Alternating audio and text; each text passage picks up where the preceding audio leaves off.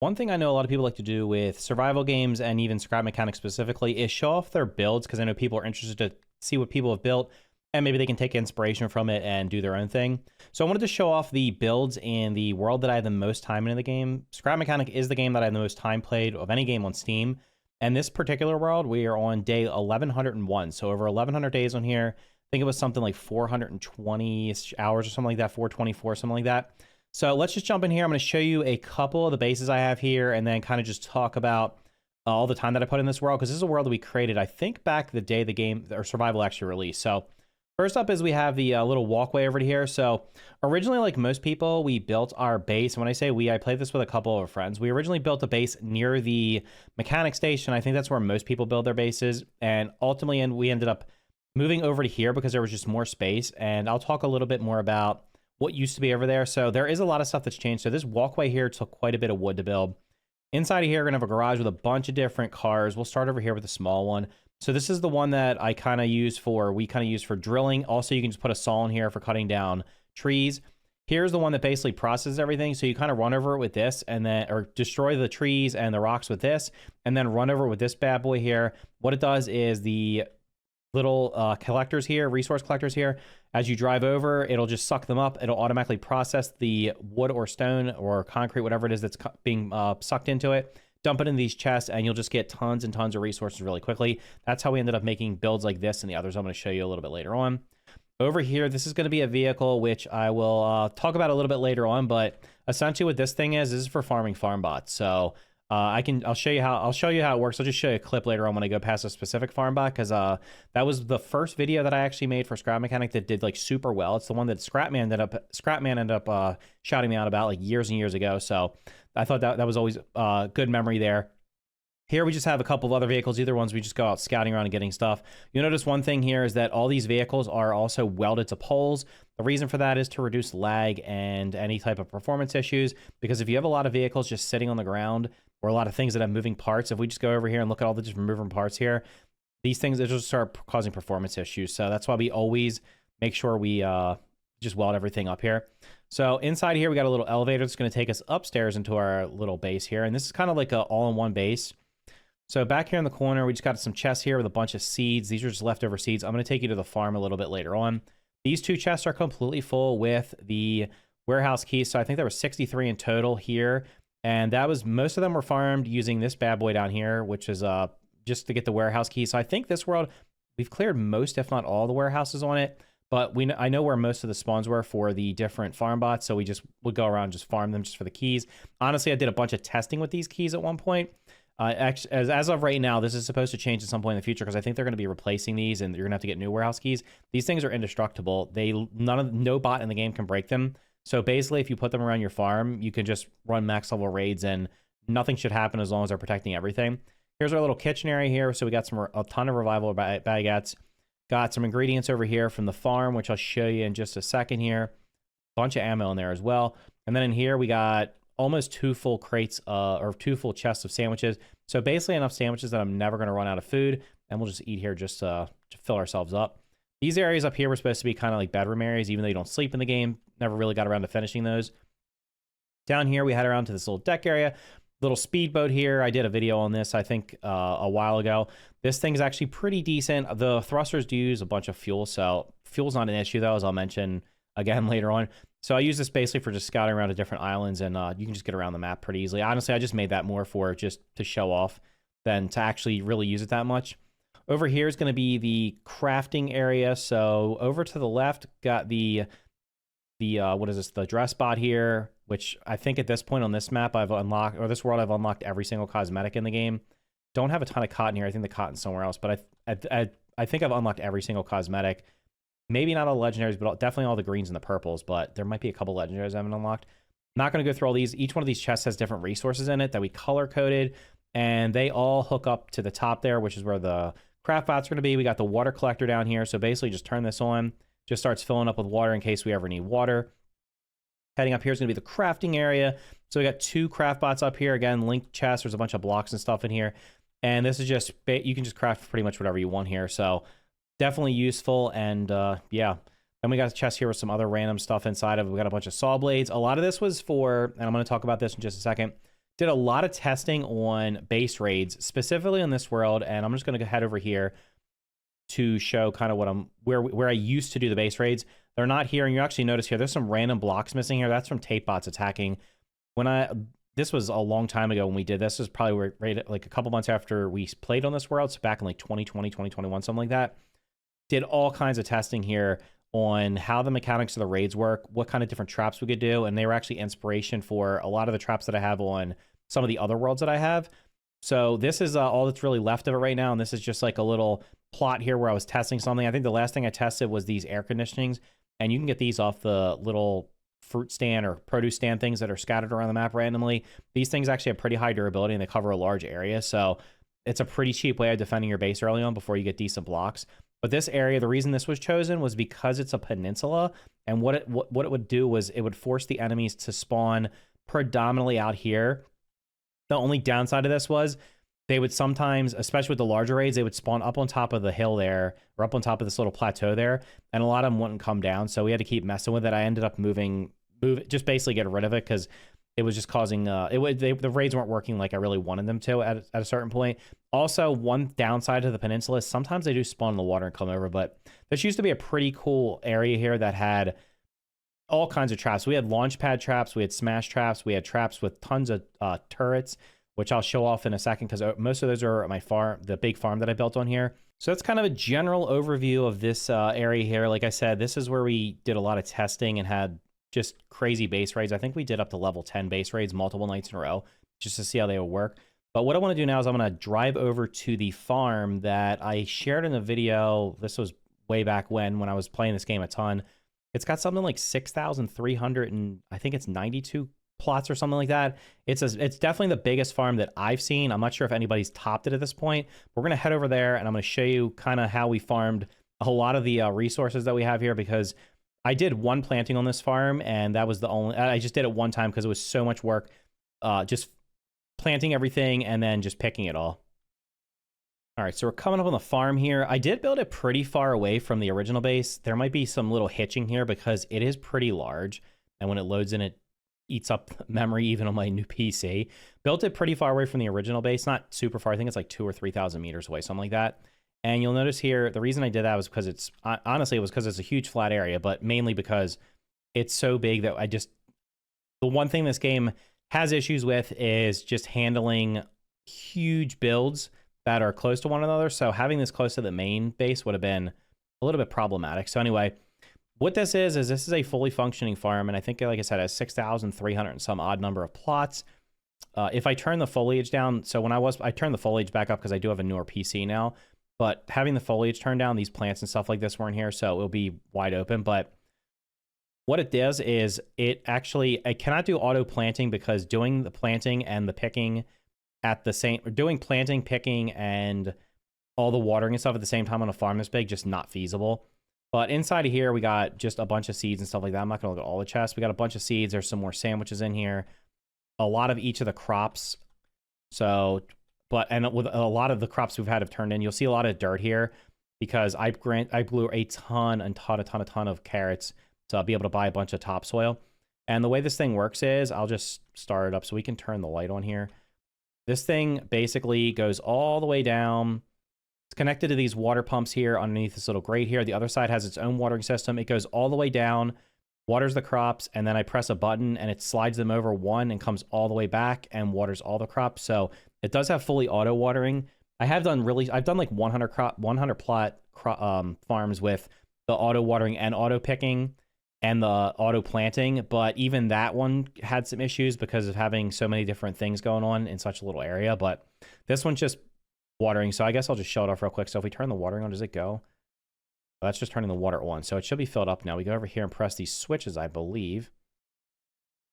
And there you're going to know it's going to go down. It's got the sensor, so it should theoretically go all the way down and back. Now, I have no idea if it's going to break because it has so many pistons on it, so we're just going to bring it back here. And actually, there were so many pistons, I had to split them up. I think it goes out, and then I just have to press another button to make it go all the way out. You notice how many pistons are on here? It will go all the way down to the end.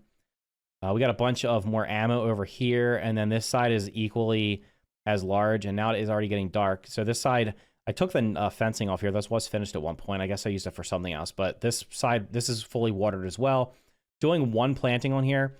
The way this is built, it just happens to also be built on a spot where there's 4 different tiles, I guess, the way it works. So basically what happens is each grid, tile or grid or whatever you want to call it in the game can spawn in so many enemies. Well, this farm just happens to be at the intersection of 4 different ones. So what would happen is you get a 4 times raid. And that thing's still going over there. I don't know if it's broken or not. It is what it is.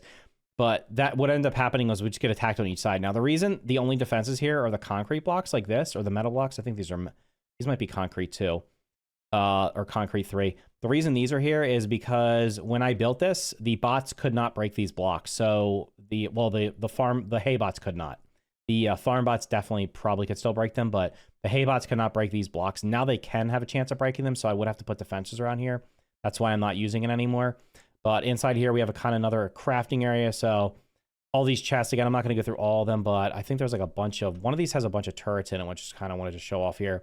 So all these turrets and stuff like that, and the ammo containers, these were used for different testing on some of the builds and stuff like that for essentially base defenses. Because honestly, the big reason I put so much time in this game is it's essentially a sandbox as of right now before they fully finish the survival mode. And as part of that, I just sat here and just did all kinds of different base defenses and tried to see what worked and what didn't work, just to be able to, I don't know, just test out the AI. And that was the fun I had in the game anyway. So I know some people like to build like fancy cars and stuff like that. I just basically use a rudimentary car here that uses gas because you can essentially get infinite gas now. I'm going to head over real quick to the little gas platform that we have built. So I did automate the gas collection here, and then I'll stop over by the trader just to show you how many crops we've actually traded in on this world, because it's pretty staggering at this point. All right, so we're heading past the mechanic station here, and this is kind of where the adventure in this game all first started. I distinctly remember the first farm that we ever built was underneath of the little gas pump area that will be here. There's pretty much nothing left here anymore because we kind of stripped it all down and moved it. The very first farm we built was inside of this little thing here, and I remember it because the raids when the game first came out were so they were much harder than they are now. There were more bots spawning. So what ended up happening was the game literally dropped to like single-digit FPS, and it was so hard to defend the farm because there were so many. The bots were just attacking, and like we couldn't even move. It was like we were frozen. So they did quickly patch that. And the base raids are a little bit better now, so they're definitely not going to be as bad as they were back then, but I definitely remember that. You'll notice back here, now if I turn the foliage down, this will be like just an open grass area because most of these bushes would not be here. There's no trees. We farmed all the trees back here. We ended up having a farm back there at one point, I'm pretty sure, and possibly one across the street over here, right over here, because it was right on the water as well. So just like I said, some fond memories here. This was the first raids and stuff like that. This is the first world I ever played playing this game. So the other thing is, as I'm driving down here, this world, again, we just loaded into it and started playing it. It has a fantastic spawn. There's a lot of large buildings that are nearby that are lootable. Over by the big farm I just showed you was a massive burnt forest, so you could get more embers than you would pretty much ever need. There's also a cotton biome that was right over there, on the way over there as well. And then not too far up here, there's going to be an oil biome, or a desert biome that ended up having oil in it. So when that added oil ponds in a lot later on, we were able to just utilize those for getting pretty much unlimited oil. And then this is another thing here. This was a little contraption we built. So basically what you do is you dump your farmed crops in here, press the button, the little switch down here, and it'll just move them down, and essentially it'll just shoot them in there. I think actually you have to press the button here to shoot them in here. I may have made a different version of this on one of the other worlds, but this just makes farming the crops a lot easier. Instead of having to back your vehicle up and parking the chest there, you just put whatever you want to deposit in here, press the button, bam, bam, bam, and it'll just shoot them in there. Once it fills them all up, and then you're good to go to spit them out here. We can take them back to the trader. Might as well hop back here and look at the trader real quick, because that's on our way over there. And before we head out to like the last thing I want to show off, actually there's 2 more things I want to show off after this, but again, this was the world where the friend that I was playing with at the time, 2 of the friends I was playing with, one of them we did the whole how many crates can we move to the to the trader at the same time, and I think we did over 100 or something like that. So yeah, Divine was driving the truck because I just couldn't do it. So there's a video of that. I'll put a clip for it up on the screen right now if I can find it, where he built like this. It wasn't even much bigger than this. It was probably one of the vehicles that was over there, and we just stacked the vehicles on there, and we had to transport some of them from here, and we did some of them from the next packing station, which is further down the road, and getting them over here. Now, this is a relatively decent spawn for the trader. It's pretty flat out here, but just trying to get it up these hills was an absolute, it was so challenging, because if it tipped over, we were going to have to take everything apart, because if you have anything connected to your vehicle and you can't use your jack to lift it up, or your lift to lift it up to be able to reposition it. So it was a struggle just to even get it to fit through this giant space here as well. But heading into here real quick, I just wanted to show you how many crops we turned in. Now, I've used a bunch of these to purchase the turrets, as well as, that's why there's not going to be any of the caged farmers here, because I used them to purchase the turrets, I believe. Take that. Where's this? Yeah, so, well, no, they don't take it, but we have bought a bunch of guns, and, oh, maybe I bought cosmetic. We might have bought cosmetics with it, but essentially we have all these crates here. So you'll notice 40 pineapple. That means that's 400 pineapple that were turned in, 310 of these. There's no carrots because I used all the carrots to purchase topsoil for the giant farm over there. And then using the other ones to purchase the turrets and stuff like that. That's why there's not a lot of blueberries or bananas, because I bought a bunch of these mountable spud guns to use for our base and stuff, for testing for the different bases and stuff like that. So tons of crops here. At one point, I think we had 99 of most of the crops turned in before I started converting them into the other, trading for the other resources. So there are two last things I want to show you. One of them is actually just outside of here, but I'll skip ahead just so in the interest of time. So that vehicle I showed you earlier that I said I used for farming the farm bots, that was actually, the original video I recorded was actually recorded right in this spot here. I'm not sure where the farm bot went. There is usually a farm bot. There he is right there. You can see him just through the trees. This was actually, this guy respawns every so many days. This is the one that was in the video, the clip that I'm showing right now in the background, that I tested it on, and it just happened to work. He gets thrown up in the air, explodes, get the rewards, and then after that, we basically just used him to farm other ones. Now, there's another one up there as well. I will say that it's not 100% guaranteed, because you got to hit him on like a flat surface. So there's definitely some trial and error. I ended up having one break. Had one break like the whole front of the vehicle, but it does work, at least the last time I checked it out. So definitely worth, if you're trying to farm bots and you don't want to waste all your ammo. It was definitely cool, because they're one of the I think they're the only enemy in the game, as far as I know, that you can actually kill the fall damage, because the hay bots and the tote bots and even the walks, the cows or whatever, if you throw them up in the air, they do not take any damage. So I don't know about the tape bots, because I never really tested it on them, because they don't generally come in close to you. So, and is this guy coming after us? Let's just get rid of this guy real quick. Bing, bong, boom. Gone. And we'll clean that up, because you never want to leave stuff laying around. But yeah, the farm bots, I don't know if that's the way it's intended, but you could throw them up in the air, and when they hit the ground, they'll just explode. If they'll just basically get one shot. So this is kind of the last thing I wanted to show off real quick on here. This was the original concept for the oil rig, and what I did here was this thing, what it does is it just sucks in the oil. The oil ponds were added at some point long after we started this world, but once it was added, we kind of just started taking advantage of this. So I just press this button, it starts sucking in the oil. Then I come over here and I want to do make gasoline and just hit craft. And at this point I could sit here and just let it run AFK for however long, and it'll just fill these chests up with gas. So we'll just essentially just never run out of gas. So that's my 1100 plus day save in Scrap Mechanic. Let me know what you liked the best in the comments down below. If you found the video entertaining, make sure to hit the like button and consider subscribing for more content just like this. Thank you for watching, and I'll see you in the next video.